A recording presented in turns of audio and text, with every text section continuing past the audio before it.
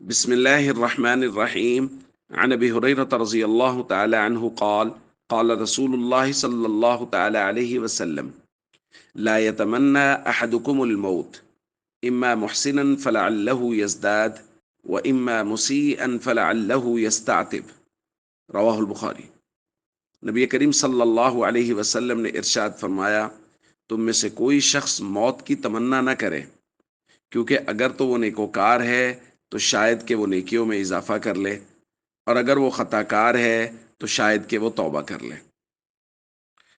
دوستو، عام طور پہ جو لوگ دکھوں اور تکلیفوں میں وقت گزار رہے ہوتے ہیں اور ان کو مزاج شریعت کا پوری طرح سے اندازہ نہیں ہے، اللہ کی رحمتوں پر کامل یقین بسا اوقات نہیں ہوتا، تو ان کی زبان سے کسی تکلیف کی وجہ سے یا دکھی حالات کی وجہ سے یہ جملہ سننے کو ملا کہ اس سے تو موت بہتر ہے، ہم مر جاتے تو اچھا، اللہ کرے ہم مر جائیں، یہ جملے سننے کو ملے۔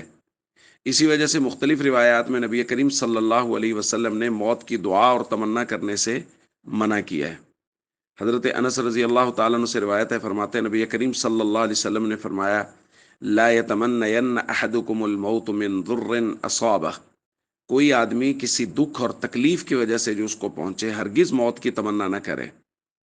ہاں، فإن كان لابد فاعلا، اگر حالات زیادہ خراب ہوں اور کچھ کہنا ہی ہے، کوئی دعا مانگنی ہی ہے، تو حضور نے فرمایا فلیقل، تو یہ دعا مانگے: اللہم احینی ما كانت الحیات خیرا لی، اے اللہ جب تک میرے لیے حیات بہتر ہے مجھے زندہ رکھ، وتوفنی اذا كانت الوفات خیرا لی، اور جب میرے لیے وفات بہتر ہو تو پھر مجھے موت دے دے۔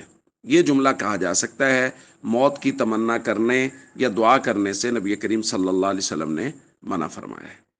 السلام علیکم ورحمۃ اللہ وبرکاتہ۔